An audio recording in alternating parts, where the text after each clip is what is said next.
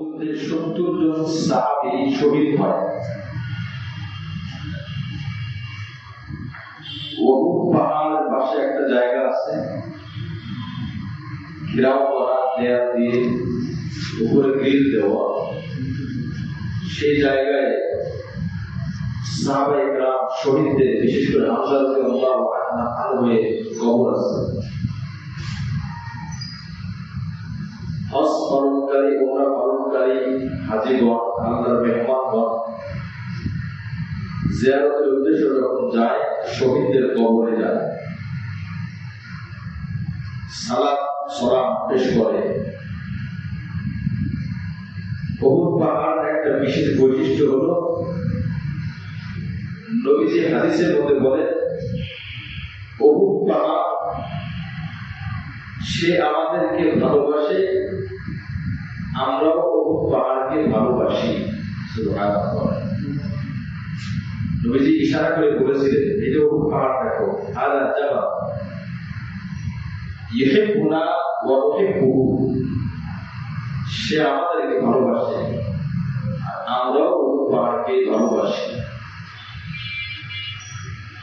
এই উহুদ পাহাড় চির সাক্ষী, চূড়ান্ত সাক্ষী যে সমস্ত সাহাবীরা শহীদ হয়েছে তাদের জন্য। কিয়ামতের ময়দানে এই উহুদ পাহাড়ের জবান খুলে দেওয়া হবে। সুবহানাল্লাহ। আল্লাহ, সেদিন আমার জবান ছিল না, সেদিন আমার চোখ ছিল না, কিন্তু আমি জমিনে ছিলাম, আমি সব উপলব্ধি করেছি। আল্লাহ পাক জবান দিয়ে দিবেন, জবান দিয়ে তখন সাক্ষী দিবেন, আল্লাহ এই সমস্ত দুষ্ট কাফেররা আপনার নবীজিকে কষ্ট দিয়েছে, এই সমস্ত কাফেররা আপনার নবীর প্রিয় উম্মত সাহাবীদেরকে শহীদ করেছে, কাফেরদের শাস্তি বাড়িয়ে দেন আর শহীদদের মর্যাদাকে বুলন্দ করেন। সুবহানাল্লাহ। সাক্ষী দিবেন, পৃথিবীর সমস্ত জায়গা সাক্ষী দেবে। যে জায়গায় মানুষ ভালো কাজ করে, ওই জায়গা ভালো কাজের সাক্ষী দেবে। যে জায়গায় মানুষ অপরাধ করে, ওই জায়গায় মানুষের বিরুদ্ধে ওই জায়গায় সাক্ষী দেবে। এখন তো জায়গার জবান নাই, তার চোখ নাই। যদি জায়গার চোখ থাকতো, গোপনে যে অপরাধগুলো আমরা করি, অপরাধ করতাম না। চোর ঘরের মধ্যে চুরি করে, গোপনে চুরি করে, যখন পানি ঘুমিয়ে থাকে, টাকার অবস্থা চুরি করে না, কারণ সে দেখে।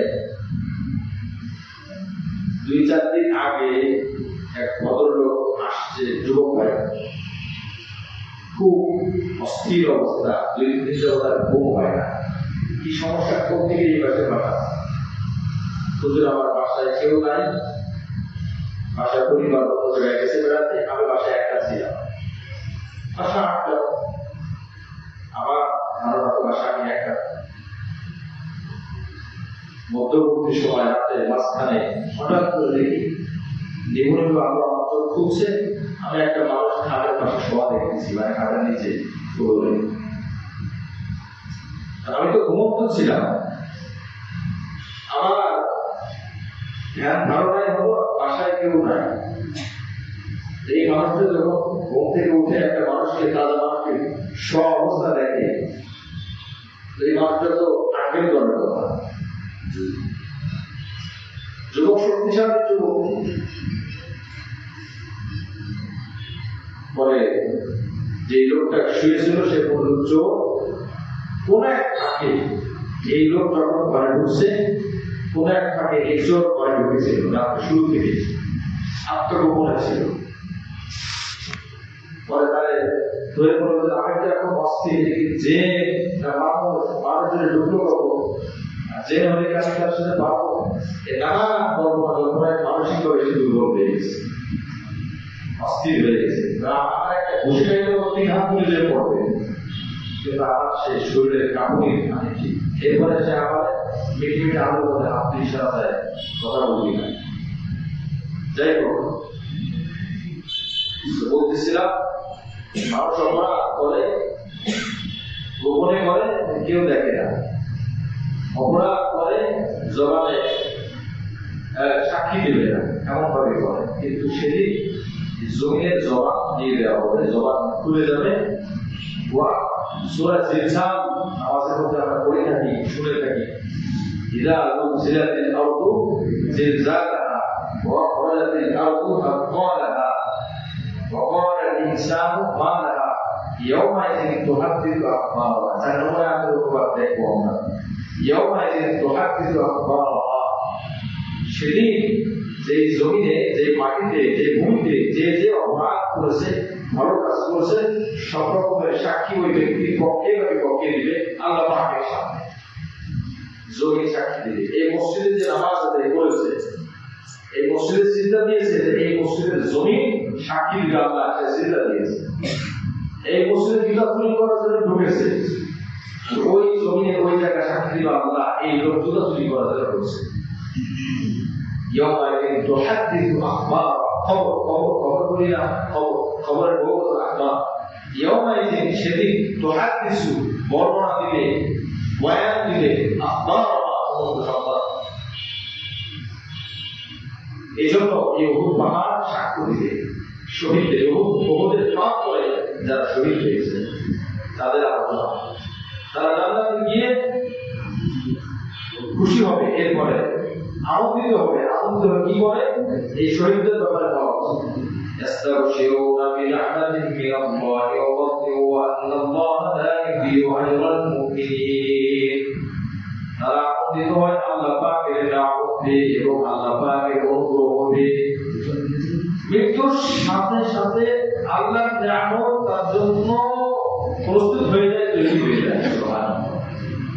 ওয়া আন্নাল্লাহা লা ইউযিউ আজরাল মুমিনিন। মুমিনদের বিনিময় আল্লাহ পাক, মুমিনদের ফলাফল আল্লাহ পাক কখনো নষ্ট করেন না। যে মুমিন তার বিনিময় আল্লাহ পাক নষ্ট করেন না। এই হলো কথা। যুদ্ধ শেষ, চলে গেছে সাহাবায়ে কেরাম, তাদের বাড়িতে চলে গেছে, কাফের মক্কায় চলে গেছে। তখন তো নবী মদিনা, মক্কা থেকে আসছে কাফের, মদিনা থেকে আসছে নবী আলাইহিস সালাম এবং তার সাহাবীরা। এখন যে আয়াতটা পড়লো 172 নম্বর আয়াত, এই আয়াত পড়ার আগে ছোট্ট প্রেক্ষাপট সামনে হুজুর না জানলে বুঝে আসবে না। আবু সুফিয়ান তখন কাফের। আবু সুফিয়ান ছিলেন নবীজির শ্বশুর, মুআবিয়া নবীজির শালা বোন। মুআবিয়া আবু সুফিয়ান তো পরে মুসলমান হয়েছে 8ম হিজরিতে। আবু সুফিয়ানের স্ত্রী আবু সুফিয়ানের মেয়ে গালিবা উম্মে হাবিবা আমাদের নবীজির স্ত্রী ছিলেন। আশ্চর্য একটা ঘটনা, একদিন মক্কায় গালিবা থাকা অবস্থায় আবু সুফিয়ান নবীর ঘরে আসছে। আসার পরে নবীজিকে ভালোবাসতে, নবীর ভালোবাসা ইমান প্রকাশ করা, যে ঢুকছে, বাবা ঢুকছে, মেয়ে তো মুসলমান, বাবা কাফের, মেয়ে নবীর স্ত্রী। মেয়ে বলতেছে বাবা একটু দাঁড়া। বাবা দাঁড়ালে আবু সুফিয়ান দাঁড়িয়ে আছে নবীর ঘরে। মেয়ে উম্মে হাবিবা আমাদের নবীর স্ত্রী বিছানার চাদরটা টান দিয়ে উঠিয়ে ফেলবে। তো আবু সুফিয়ান মানে বাবা একটু অবাক করলো, অবাক হয়ে বলে যে আমি বাবা, আমি আসছি না, বাবা একটা বিছানা দিলেন, বিছানা উঠে গেলে সে আরেকটা বিছানা বলে এবার বসে। আবু সুফিয়ান বলে, মেয়ে আমার, আমি বুঝলাম না বিছানা যেটা ছিল ওটা উঠে গেছে, ওটা তো ভালোই ছিল।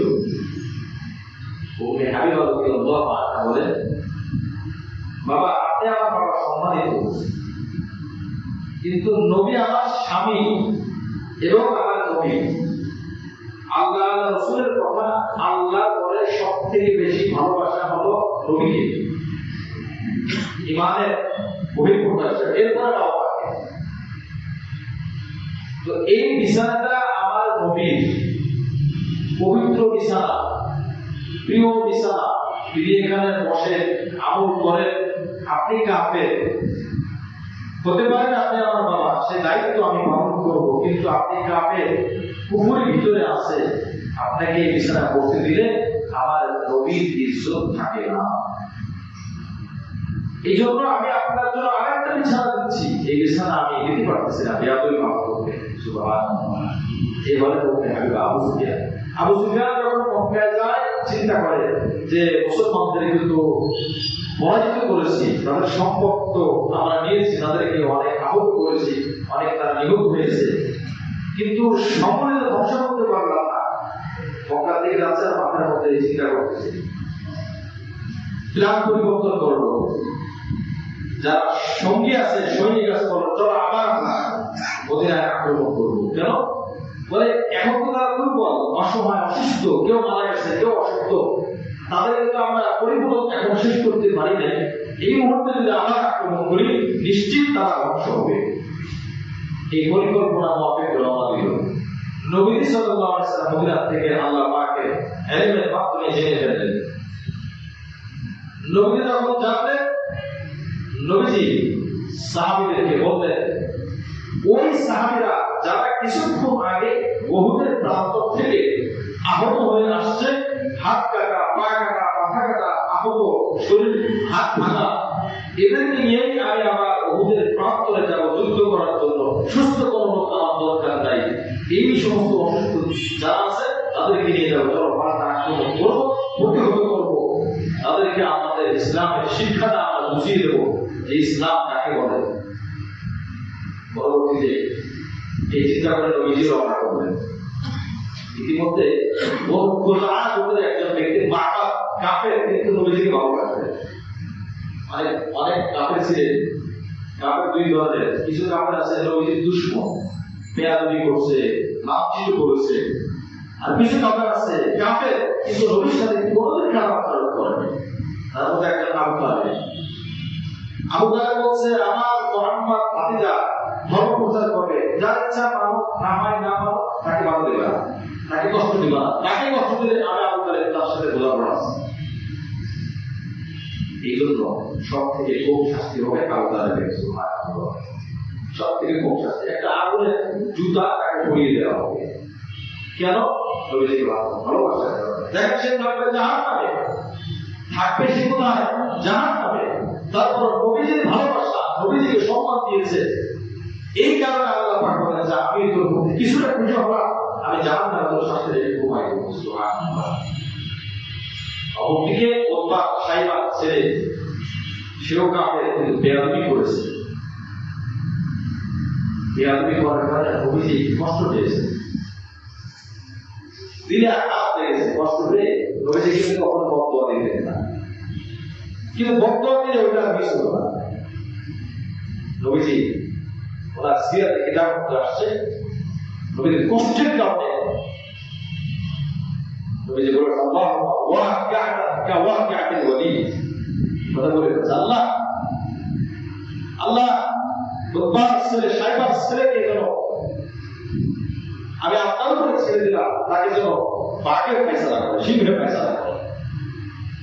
কষ্টের কারণে, কষ্ট কয়েকটা ছিল। একটা কষ্ট ছিল নবীজির বড় মেয়ের নাম জাইনাব। জাইনাব রাদিয়াল্লাহু আনহা তখনও ওই সাইবার পুত্রবধূ ছিল। সে মুহাম্মাদের মেয়েকে, এই জন্য তাকে তালাক দিয়েছে। এটা অপরাধ করছে, কোন অপরাধ ছিল না জাইনাবের। এক নম্বর, বাবার মনে কষ্ট লাগছে, কোন কারণ ছাড়া যদি মেয়ের জামাই মেয়েকে তালাক দেয়, একটা বাবার মনে কত ব্যথা লাগে। দুই নম্বর, নবীজির সামনে গিয়ে নবীজির মুখে থুতু মারছে।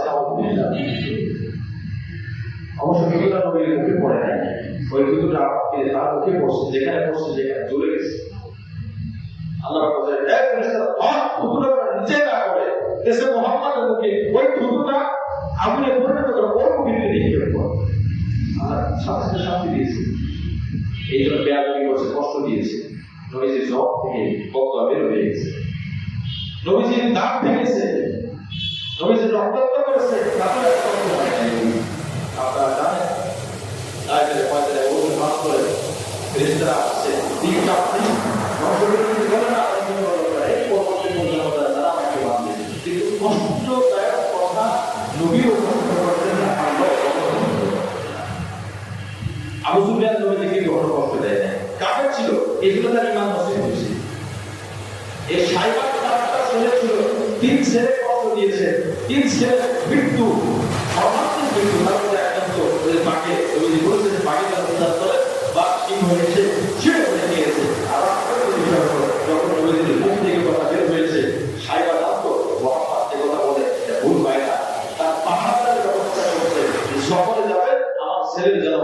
বডিগার্ড থাকে, বডিগার্ড ঘুমিয়ে গিয়েছে, হঠাৎ করে ঘুম ভেঙে গেছে, ছেলে দূর থেকে তাকে সিংহ বা বাঘ আসতেছে, আক্রমণ করলো, ছিঁড়ে ফেলে গিয়ে চলে গেছে, ঘুম থেকে বাঁচছে সবাই। বডিগার্ড উঠে দেখে কিরে হত্যা করি করি, উঠে দেখে তার শরীরের অংশগুলো অঙ্গগুলো টুকরা টুকরা হয়ে ছড়িয়ে ছিটিয়ে আছে, তাকে আর খুঁজে পাওয়া যায় না। এই 4 ছেলের মধ্যে তারা 4 ভাইয়ের মধ্যে 3 ভাই কাফের অবস্থায় মারা গেছে, 1 ভাই মুসলমান হয়েছে। আপনার সিরাত কিতাব আমি নিজে পড়েছি, আরবি কিতাব, যে তিনি নবীর সাথে বেয়াদবি করেন। এইজন্য আমরা আল্লাহর রাসূল কিতাবের সাথে হাদিসের সাথে কখনোই বেয়াদবি করব না। মানতে না পারলে বিনয় হয়ে যাবে, আল্লাহ মানতে পারতেছে না, আমি অপরাধী। আল্লাহ অপরাধীকে পছন্দ করে, যে অপরাধী তার তওবা করে এবং তার অপরাধ স্বীকার করে। এজন্য হাদিসের মধ্যে বলেছে বলেন আলা কুল্লুকুম খাত্তাউন ওয়া খায়রুল খাত্তাইন আত-তাওয়াবুন, তোমরা সবাই অপরাধী, তোমরা সবাই অপরাধী, তবে শোনো অপরাধীর মধ্যে যারা বিনয়ী হয়, যারা নিজেদেরকে অপরাধী মনে করে তওবা করে, আল্লাহ পাক ওই অপরাধীকে পছন্দ করে। দুই ছেলে বাবার সাথে বেয়াদবি করে, এক ছেলে বেয়াদবি করে, বাবার কথা মানে না, বেয়াদবি করে, আরেক ছেলে বাবার কথা মানে না, তবে বেয়াদবি করে না, বাবার সাথে তর্ক করে না, কাটাবাচরণ করে না। দেখবেন যে ছেলে বাবার সাথে বেয়াদবি করে না, ওই সন্তানের প্রতি বাবার মায়া বেশি থাকে। দুইজন ছাত্র, একজন ছাত্র, দুইজনে পড়ালেখা করে না, উস্তাদ শিক্ষক এত মানে এত পিঠা পড়ালেখা করে না, শিক্ষকের মনে কষ্ট, তবে একজন ছাত্র পড়ালেখা করে না, তবে বেয়াদবিও করে না, আরেকজন ছাত্র তার শিক্ষককে কষ্ট দেয়, ওই শিক্ষকের দিলের মধ্যে ব্যথা লাগে, পড়ালেখা না করার কারণে না, বেয়াদবির কারণে। এই জন্য বেয়াদবি করলে বেয়াদব আজ মাহরুম, বেয়াদব মাহরুম আজ ফাজলে রব, ফাসিলিক কথা। বেয়াদব আল্লাহ পাকের দয়া থেকে বঞ্চিত হয়, বেয়াদব মাহরুম আজ ফাজলে রব, বেয়াদব বঞ্চিত হয় আল্লাহ পাকের রহমত থেকে। আমাদের নবীজির সব থেকে বড় ভদ্র নবীজিকে বানিয়েছেন সুবহানাল্লাহ, সব থেকে বড় ভদ্র। আমাদের নবীজিকে একটা গালি দিয়েছেন, আমরা জানি পাগল, পাগল বলছে নবীজিকে, পাগল বলছে, মুহাম্মদ পাগল হয়ে গেছে। এখন নবীজিকে আবার সান্ত্বনা দিবেন, কি দিয়ে সান্ত্বনা দিবেন? আল্লাহ একটা শব্দ ব্যবহার করলেন যে মুহাম্মদ ইন্নাকা লাআলা খুলুকিন আযীম, আমি তোমাকে সর্বোত্তম চরিত্র দিয়ে আমি তোমাকে দুনিয়াতে পাঠিয়েছি। সুবহানাল্লাহ। মানে পাগল বলছে তোমার কষ্ট লাগছে, আমি কষ্টটা দূর করলাম, তোমাকে সর্বোত্তম আদর ভদ্রতা দিয়ে আমি তোমাকে পাঠিয়েছি। এই জন্য আল্লাহ পাকের কাছে ভদ্রতা চাওয়া।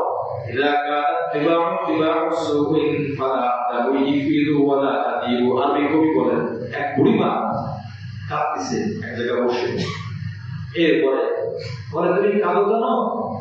বলে দেখো আমার এই ছাগলটা মারা গেছে, এই যে ছাগল মারা গেছে এই জন্য কাঁদতে হয়। বলে স্বাভাবিক কোনো মৃত্যু ছিল না, এই ছাগলটাকে মারছে ওই যে দূরে একটা বাঘ দেখা যায়, ওই বাঘ কিভাবে মারছে? বলে এই বাঘটা ছোট অবস্থায় আমি তাকে নিয়ে আসছি, এখন বাঘ ছোট অবস্থা আসছে, আমি তাকে কি খাওয়াবো? আমি এই ছাগলের দুধ তাকে পান করিয়েছি, এই ছাগলের বাচ্চার সাথে এই বাঘও দুধ পান করছে, দুধ পান করতে করতে বড় হচ্ছে।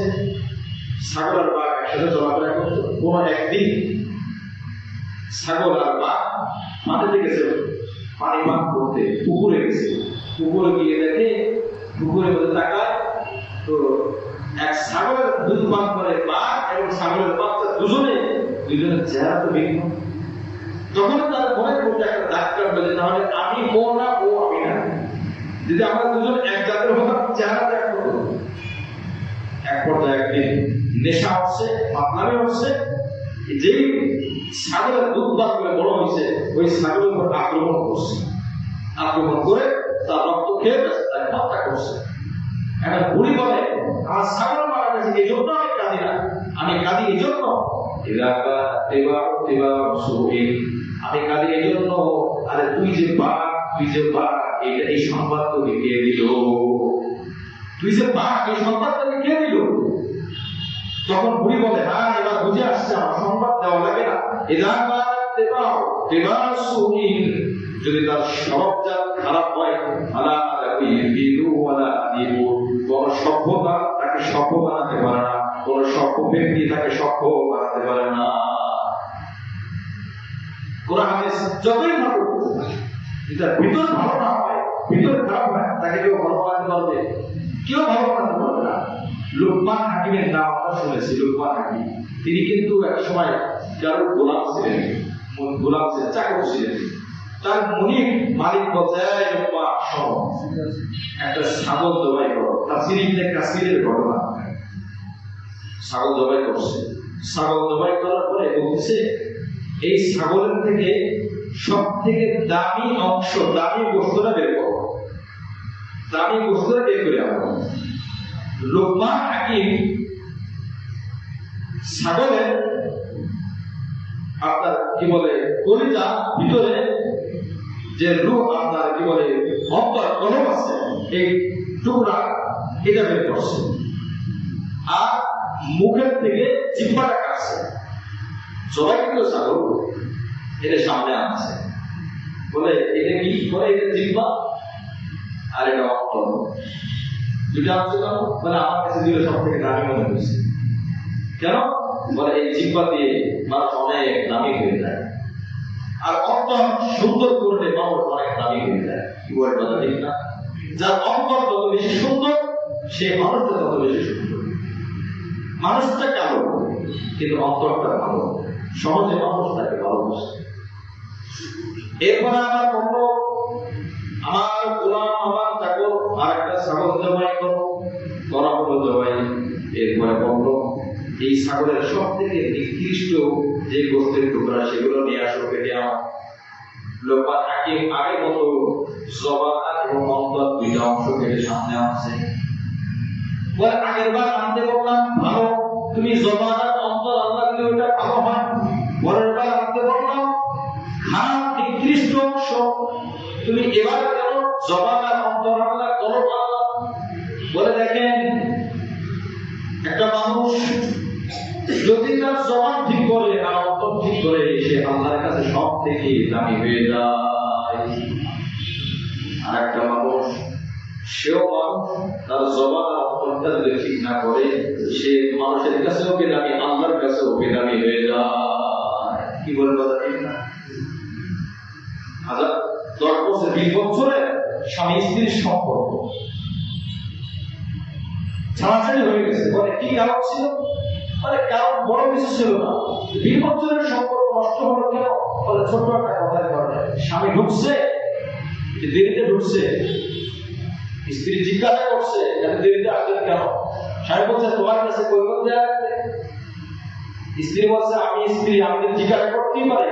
এই ধরনের কথা সূত্রপাত, ছোট কথা, তার ফিনিশিং কি হয়েছে? ছাড়াছাড়ি হয়ে গেছে। এই জন্য অনেক বড় মহামারী, বড় ভয়ানক জিনিস ছোট আকারে ধারণ করে। আমি যার কাছে বুখারী শরীফ প্রথম পুরোটা পড়েছি, উনি ডায়াবেটিস রোগী, ওই অবস্থা চিকিৎসাধীন অবস্থায় বারডাই হসপিটালে মারা গিয়েছে। তো ডাক্তাররা বলতেছে হুজুর, ওনার হাতে গোশতের কাটা ছিল, ইনফেকশন ছিল, এখন তারা আসছে ওই জায়গা দিয়ে। এরপরে ওখান থেকে একটু আবার পানি জমছে, ফুল জমছে, একটু সারা বেড়ে গেছে। চিকিৎসা যতই করা হয় কাজ হচ্ছে না, কষ্ট বেড়ে ফেলা হয়েছে, পরিবর্তন নেই। তখন ডাক্তার বলতেছে হুজুর আসলে সামান্য তেলাপোকার মাধ্যমে এত ক্ষতি হয়ে গেল, হুজুর তারপর ওই রোগী মারা গেছে। সামান্য তেলাপোকার মাধ্যমে এত ক্ষতি হয়ে গেল আপনার।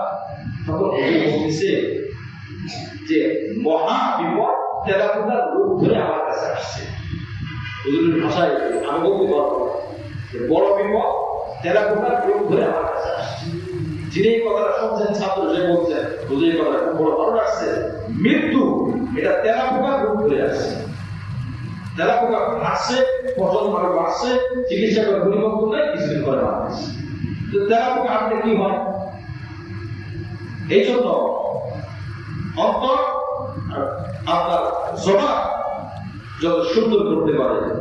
আবু তালেব নবীর সাথে সুন্দর আচরণ করেছে, দিল থেকে ভালোবেসেছে, তাই নবী তাকে পছন্দ করেছে।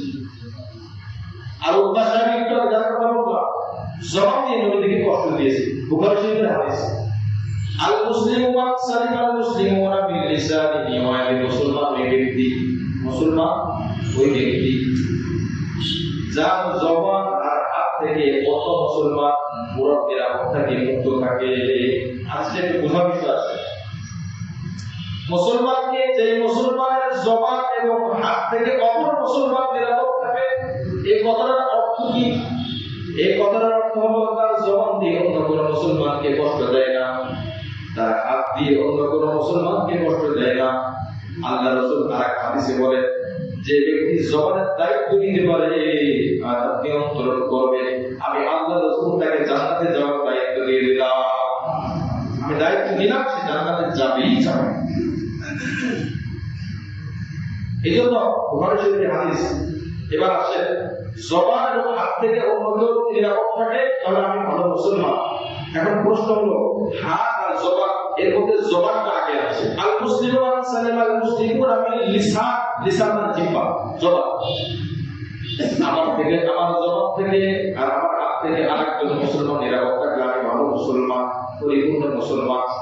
এখন প্রশ্ন হলো, আগে জবান কেন আনলো?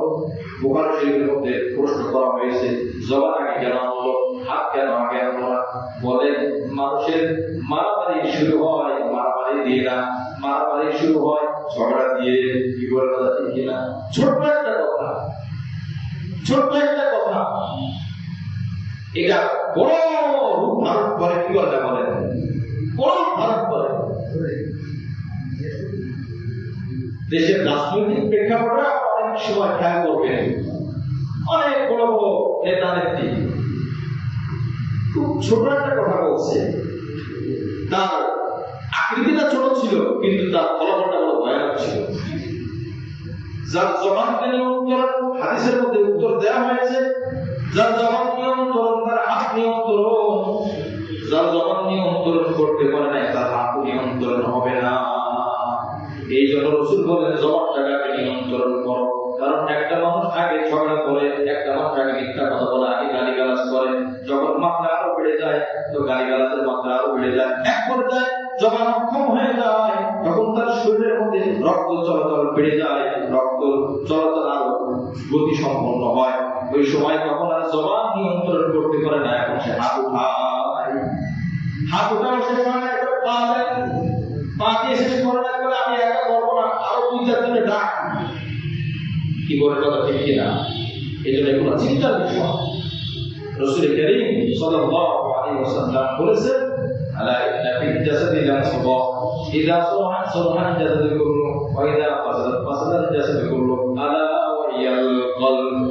যখন মানুষের অন্তরটা ভালো হয়ে যায়, পুরো বডিটাই ভালো হয়ে যায়, আর অন্তরটা যখন খারাপ হয়ে যায়, পুরো বডিটাই খারাপ হয়ে যায়। ওমর রাদিয়াল্লাহু আনহু মুসলমান হওয়ার আগে কাফের মুসলমানদেরকে গালিগালাজ করতো, মুসলমানের বিরুদ্ধে কথা বলতো, তার অন্তরটা ছিল কাফেরের দিকে, কুফরের দিকে। আর যখন মুসলমান হয়ে গেছে, মানে অন্তর আসা ইমানদার, ইমানদার, এটা কিন্তু দেখানোর কোনো জিনিস না। কি বলে কথা ঠিক না? আচ্ছা, এই যে নামাজ, আমি নামাজ পড়লে আপনি দেখতে পান, কিন্তু আমার মধ্যে ইমান আছে কি আছে না একে দেখানো যায়, এটা অন্তরের ব্যাপার, সে বোঝার আল্লাহ বোঝা। নবীজির যুগে নবীজির পিছনে প্রথম কাতারে দাঁড়ানো একজন মানুষ যারা মুনাফিক, তারা কিন্তু মুসলমান না, মুনাফিক। দিল থেকে তারা কাফের, জবান দিয়ে তারা মুসলমান। তারা কি আসলে মুসলমান? জবান দিয়ে যদি কেউ ঈমান আনে আর মুসলমান দাবি করে, মুসলমান হতে পারবে? অন্তর থেকে যদি কেউ মুসলমান হয়, ঈমানদার হয়, সে নামাজ পড়তে পারে না, কথার কথা, সে হজ যাকাত দিতে পারে না, সে হজ করতে পারে না, কথার কথা, কিন্তু অন্তর থেকে সে ঈমানদার, দিল থেকে সে ঈমানদার, কর্মটা সুন্দর করছে, আল্লাহ পাক তাকে একসময় মাফ করে দিবেন, সুবহানাল্লাহ। আর যার নামাজ পড়ছে, রোজা রাখছে, হজ করছে, যাকাত দিছে, সব করছে, দিলের মধ্যে কুফরি লালন করছে, নিফাকি লালন করছে, বলেন তো একদিনের জন্য কি সে জান্নাতে যাবে? একদিনের জন্য না, ওকেও মারতে পারবে না, ঈমানই নাই। আমলের মূল্য ঈমানের উপরে, ঈমান নাই, অর্থাৎ ঈমানের জায়গা হবে কলব, কলব ঠিক যখন হবে, আমল কম হলেও সে জান্নাতে একদিন যাবে। আল্লাহ করে দিলে জাহান্নামেও যাওয়া লাগবে না। আর ওই আল্লাহর ওয়াদা, যার কলব ঠিক করবে না, অর্থাৎ শিরক করবে, অন্তরটা পরিশুদ্ধ করবে না, ও কখনোই জান্নাতে যেতে পারবে না। আল্লাহ সূরা নিসার মধ্যে বলে দিয়েছেন, আমি আল্লাহ চাইলে কবিরা গুনাহকে মাফ করে দিব, কিন্তু আমি আল্লাহ মুশরিককে কখনোই মাফ করব না। এই যে অন্তরটা সুন্দর করব, আল্লাহ পাক আমাদেরকে তৌফিক দান করেন। চেষ্টা করব, জবান দিয়ে চেষ্টা করব, মা ইয়ালফিযু মিন কাওলিন ইল্লা লাদাইহি রাকীবুন আতীদ। জবানের জন্য নির্ধারিত একজন ফেরেশতা আছে, একজন। আমরা যে কথাগুলো বলি, ভালো কথার জন্য একজন ফেরেশতা, খারাপ কথার জন্য আরেকজন ফেরেশতা। আরো একটা বিষয় দেখেন, আর জবানের জন্য সর্বত্র আরেকজন ফেরেশতা। এতটাই গুরুত্বপূর্ণ এই জবান অংশ আল্লাহ পাক করেছেন। এই জন্য লোকমান হাকিম ভালোর বেলাও জবান জিহ্বা নিয়েছে, খারাপের বেলাও জিহ্বা নিয়েছে, বুঝাই দিয়েছে। তো যাই হোক, এই আয়াতের মধ্যে আল্লাহ রাসূল বলছেন, উহুদের প্রান্তরে যারা কিছুক্ষণ আগে আহত হয়েছে তারা আসবে। তুমি যে ডাকবে, এবার সে আয়াত, আল্লাযীনা ইসতাজাবু লিল্লাহি ওয়া রাসূলিহি মিন বা'দি মা আসাবাহুম al-qarh, যারা বিপদগ্রস্ত হওয়ার পরেও, যখন আক্রান্ত হওয়ার পরেও আল্লাহ রাসূলের ডাকে সাড়া দিয়েছে। বিপদ অবস্থায় আছে, তাও আল্লাহ রাসূলের ডাকে সাড়া দিয়েছে। ইয়াদের শিখতে হবে, আমি অসুস্থ হই, আমি দুর্বল হই, আমি অক্ষম হই, আমার সাধ্য মোতাবেক আল্লাহ রাসূলের হুকুম পালন করার চেষ্টা করব। আল্লাহ পাক তৌফিক দান করেন, আমিন। এই হলো এরপর আল্লাহ পাক বলেন, লিল্লাযীনা আহসানু মিনহুম ওয়াত্তাকু আজরুন আযীম, যারা নেককার হবে, যারা আমল করবে আর যারা মুত্তাকি হবে, আমি আল্লাহ তাদের জন্য মহা কল্যাণ লিখে দিয়েছি। 172 নম্বর আয়াত, 173 নম্বর আয়াত, আল্লাযীনা ক্বালা লাহুম নাস ইন্নান নাসা কাদ জামাউ লাকুম ফাখশাহুম ফাযাদুহুম ঈমান। কিছু মানুষ মুসলমানদেরকে যে বলল যে দেখো কাফেররা তোমাদের বিরুদ্ধে লড়াই করার জন্য প্রস্তুতি নিচ্ছে, সুতরাং ফাখশাহুম, তোমরা ভয় করো। মুসলমানদেরকে ভয় করতে বলে কাফের ব্যাপারে, মুসলমানদেরকে ভয় করতে বলে কাফের ব্যাপারে। যখন মুসলমানদেরকে বলে ভয় করো, আসতেছে কিন্তু কাফের বাহিনী, তখন ভয় তো পাওয়ারই কথা। যদি শোনা যায় যে যদি বাঘ আসছে, ভয় করবে না। কিন্তু এখানে আল্লাহ পাক বলেন ফাযাদুহুম ঈমান, অসুস্থ মুসলমান, হাত কাটা, পা কাটা, শরীরে রক্ত, মাথায় রক্ত, এই সমস্ত অসুস্থ সাহাবী জিহাদের ময়দানে আছে, কাফের বলে একজন যে কাফেররা তোমাদের বিরুদ্ধে আবার লড়াই করার জন্য আসছে, সুতরাং তোমরা ভয় করো। আল্লাহ পাক বলেন, আমি তাদের ঈমানকে আরো বাড়িয়ে দিলাম। শরীর দুর্বল, মনটা কিন্তু দুর্বল হয় নাই, রূহ দুর্বল হয় না, রূহ দুর্বল হয় নাই। অকালু, আচ্ছা এরপর তারা কি বলল? অকালু হাসবুনাল্লাহু ওয়া নি'মাল ওয়াকিল। এই শব্দটা আমাদের সবারই মুখস্থ। কোরআনের আয়াতের অংশ আছে 173 নম্বর আয়াত। তাদের ঈমান তো বেড়ে গেল। এখন প্রশ্ন হলো, ঈমান বাড়ছে তো কি হবে? তোমার তো শরীর নাই, যুদ্ধ করবে কি দিয়ে? হাত নাই, পা নাই, চোখ নাই, যুদ্ধ করবে কি দিয়ে? তো তখন তারা কি বলে? আমাদের সাধ্য মোতাবেক চেষ্টা করবো। আমাদের জন্য আল্লাহই যথেষ্ট। হাত নাই, কি হয়েছে? আল্লাহ আছে। 313 বছর যুদ্ধে 1000 কাফেররা কি হয়েছে? আল্লাহ আছে, বিজয় হয়ে গেছে।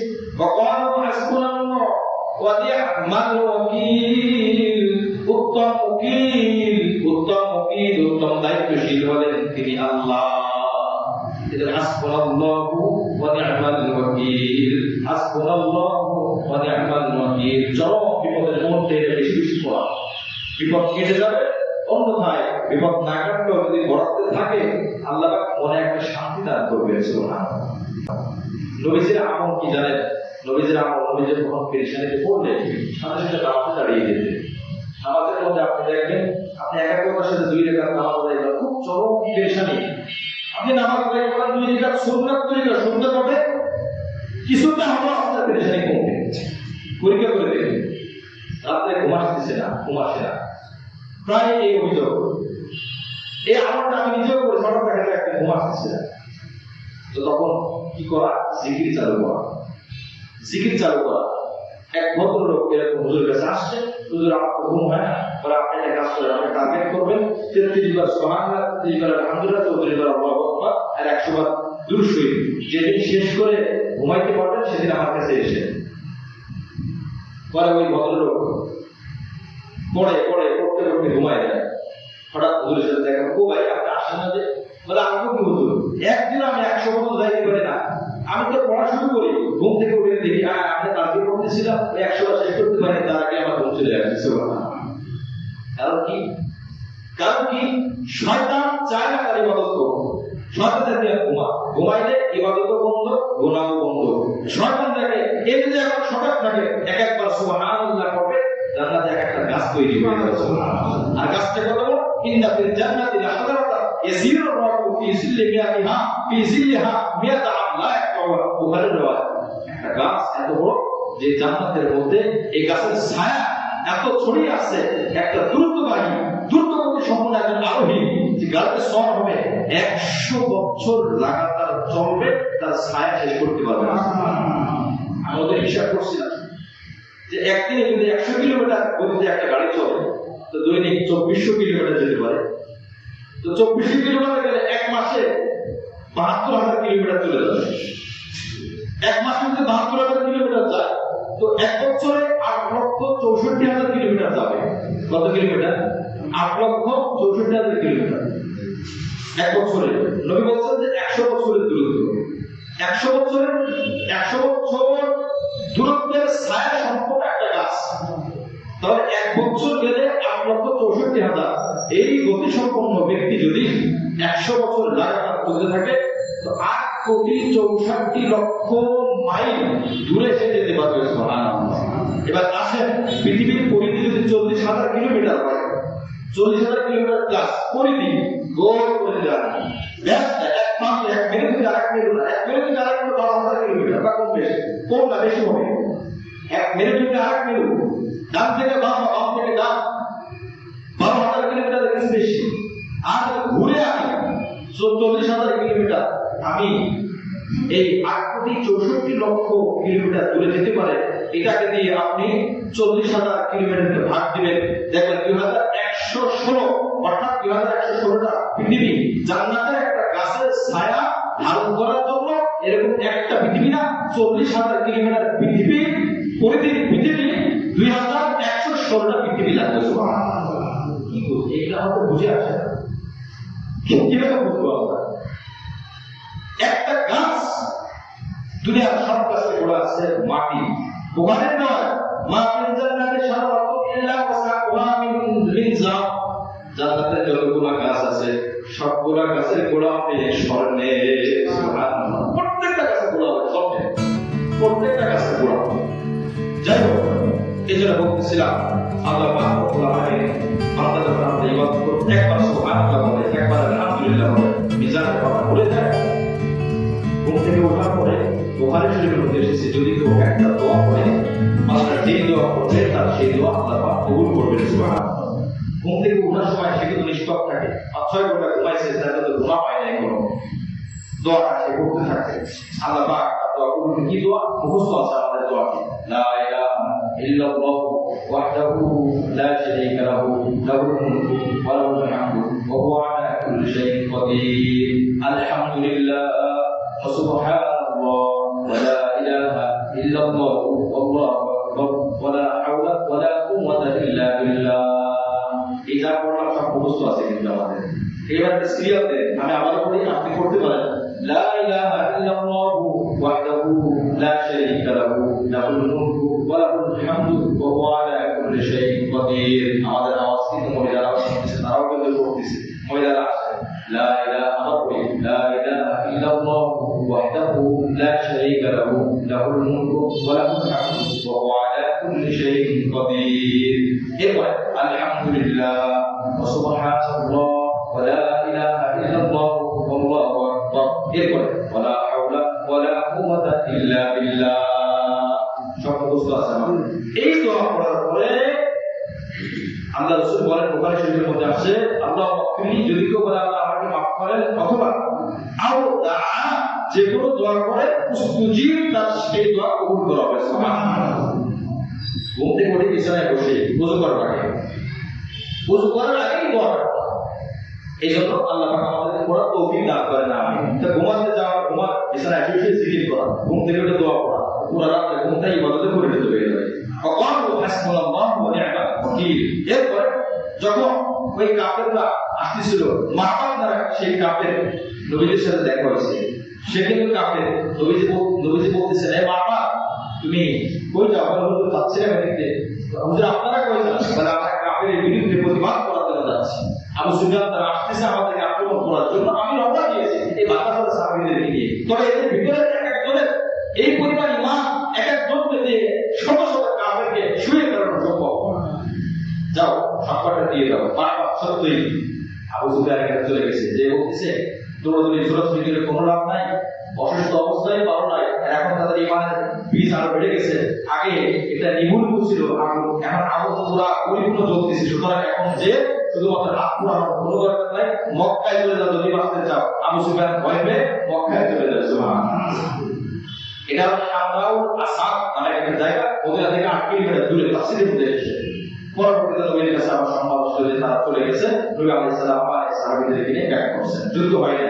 এই যে আসলেন আবার ব্যাক করতে, যুদ্ধ হয় না, এটা কি কোনো বিনিময় হবে না? এই বিনিময়ে এই আয়াত 174 নম্বর আয়াত আল্লাহ বলেন, ফানকালাবু বিনি'মাতিন মিনাল্লাহ, তারা ফিরে গেল আল্লাহ পাকের নিয়ামত পেয়ে, সুবহানাল্লাহ, ওয়া ফাদলিন, এবং আল্লাহ পাকের অনুগ্রহ পেয়ে, লাম তামসাসহুম সু, তাদের কোনো কষ্ট হয় নাই। শুধু আসছিল, এখন আক্রমণ হয় নাই, লড়াই হয় নাই, কষ্ট হয় নাই, ফিরে যাচ্ছে। আল্লাহ পাকের সন্তুষ্টির সাথে একমত পোষণ করেছে। আল্লাহ পাক যাতে রাজি আছে, আমরাও তাতে সন্তুষ্ট আছি।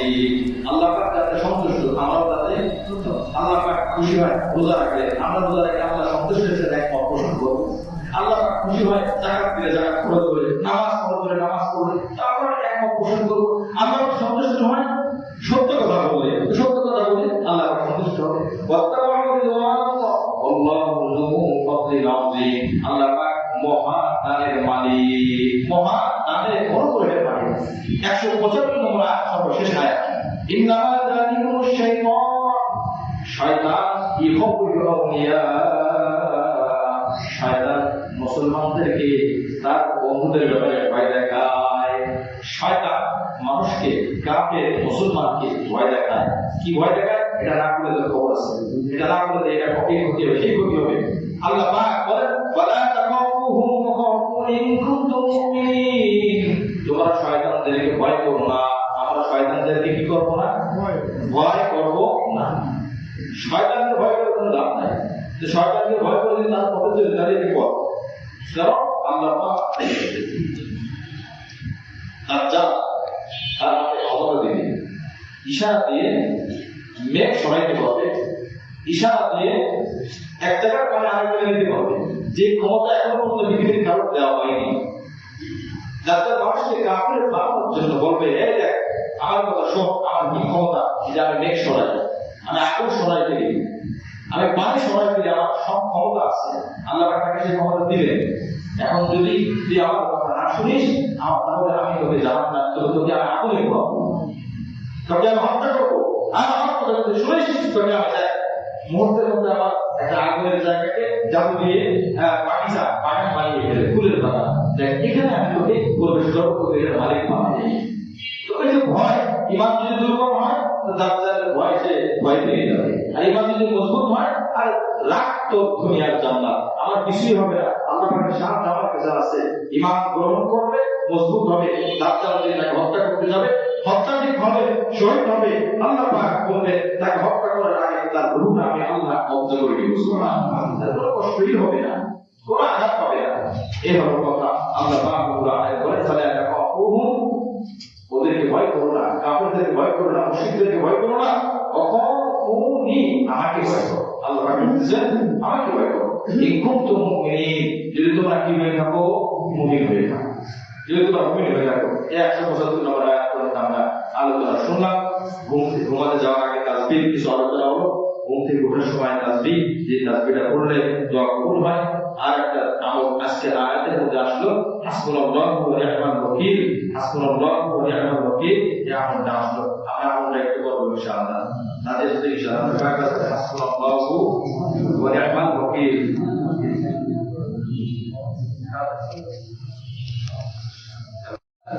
100 বার যদি কেউ পড়ে তাহলে আল্লাহ পাক তার আমলনামায় 100 নেকি দান করবেন। 2 নম্বর, ওই দিন তার আমলনামা থেকে 100 গুনাহ আল্লাহ মুছে দিবেন। সুবহানাল্লাহ। 3 নম্বর, 10 জন গোলাম আজাদ করলে, 10 জন গোলাম আজাদ মানে উটের থেকেও দাম বেশি। তৎকালীন জামানায় গোলামের দাম বেশি ছিল, 10-15 লক্ষ 20 লক্ষ টাকা গোলাম। 10টা গোলাম আজাদ করলে যে পরিমাণ সওয়াব হয়, ওই পরিমাণ সওয়াব তার আমলনামায় দেওয়া হবে। 3 প্রকার ফজিলত। 4 নম্বর ফজিলত, ওই দিন সন্ধ্যা পর্যন্ত শয়তান তাকে ওয়াসওয়াসা দিতে পারবে না। শয়তানের ওয়াসওয়াসা থেকে সে মুক্ত থাকবে। সুবহানাল্লাহ। আমরা জানি রমজান মাসে শয়তান কিছু করে কথা হয়, তাই অপরাধের ব্যাপারে সে উস্কানি দিতে পারে না। কিন্তু রমজান ছাড়াও বহু আমল আছে যে আমল দ্বারা শয়তান থেকে বাঁচা যায়। এরপরে যে অপরাধটা হয়, রমজান মাসে অপরাধ হয় না, রমজান মাসে শয়তান বাধা দেয়, পুরো অপরাধ হয় না। নফস শয়তানের কারণে, বিভিন্ন কারণে, আগের গতির কারণে, এরপর অধিকার হবে, কিন্তু শয়তান থেকে আল্লাহ পাক তাকে মুক্ত রাখবেন। 4 নম্বর ফজিলত। 5 নম্বর ফজিলত, ওই দিন সর্বোচ্চ নেকি অর্জনকারী এই ব্যক্তি হবে যে আমলটা 100 বার করবে। সুবহানাল্লাহ। 5টা ফজিলত বলা হলো, বুখারী শরীফে আছে। 1 নম্বর 10টা গোলাম আজাদ, 2 নম্বর 100 নেকি, 3 নম্বর 100 গুনাহ মাফ, 4 নম্বর শয়তান তাকে ওয়াসওয়াসা দিতে পারবে না, সন্ধ্যা পর্যন্ত সকালবেলা করে দিয়েছে। 5 নম্বর সর্বোচ্চ নেকি অর্জনকারী সে হবে ওই দিন। যে যে আমল করুক না কেন, তার থেকে বেশি নেকি অর্জন করতে সে পারবে, অন্য কেউ পারবে না। তাই এই কারণে বড় আমল না, যত আমল অন্য মানুষ করুক, কিন্তু 100 বার যে এই ব্যক্তি পড়লো, এর থেকে বেশি নেকি অর্জন অন্য কেউ করতে পারবে না। সুবহানাল্লাহ। তবে পারবে যে ব্যক্তি 101 বার এই দোয়াটা পড়লো, কথা ঠিক না? আর যখন 102 বার পড়ছে, তো সে তার বেশি পাবে। এটা ছাড়া অন্য কোনো আমলের মাধ্যমে সে আগাইতে পারবে না। এই কাজটা খুব সহজ। লা ইলাহা ইল্লাল্লাহু ওয়াহদাহু লা শারীকা লাহু লাহুল মুলকু ওয়া লাহুল হামদু ওয়া হুয়া আলা কুল্লি শাইইন কাদির। সকালবেলা 100 বার, 5 থেকে 7 মিনিট লাগে, দ্রুত বলে লা ইলাহা ইল্লাল্লাহু ওয়াহদাহু লা শারীকা লাহু লাহুল মুলকু ওয়া লাহুল হামদু ওয়া হুয়া আলা কুল্লি শাইইন কাদির। সব চলে আসে এই দোয়া। লা ইলাহা ইল্লাল্লাহু, কোন ইলাহ নাই আল্লাহ ছাড়া, ওয়াহদাহু তিনি এক, লা শারীকা লাহু তার কোনো শরীক নাই, লাহুল মুলকু তার সমস্ত রাজত্ব, তার সমস্ত ক্ষমতা, ওয়া লাহুল হামদু তার সমস্ত প্রশংসা, ওয়া হুয়া আলা কুল্লি শাইইন কাদির তিনি সব বিষয়ে একচ্ছত্র ক্ষমতার অধিকারী, শক্তির অধিকারী। লা ইলাহা ইল্লাল্লাহু ওয়াহদাহু লা শারীকা লাহু লাহুল মুলকু ওয়া লাহুল হামদু ওয়া হুয়া আলা কুল্লি শাইইন কাদির। আমরা সবাই করতে পারি, রাতে ইনশাআল্লাহ চেষ্টা করব সকালবেলা বলতে পারবো। আল্লাহ আমাদের সকলকে, আমি যে বললাম আমি যেন করতে পারি, এই জন্যই বলা লা ইলাহা ইল্লাল্লাহু ওয়াহদাহু লা শারীকা লাহু লাহুল মুলকু ওয়া লাহুল হামদু ওয়া হুয়া আলা কুল্লি শাইইন কাদির। 10টা গোলাম আজাদের সওয়াব, 100 গুনাহ মাফ, 100 নেকি অর্জন, শয়তান থেকে মুক্তি, আর 5 নম্বর সর্বোচ্চ নেকি অর্জন। সুবহানাল্লাহ। তো ওই ব্যক্তির থেকে বেশি পারবে যে 100 বেশি পড়ছে। যদি কেউ 200 বার করে যখন বলে, তাহলে সে অবশ্যই বেশি হবে। আল্লাহ পাক আমাদেরকে আমল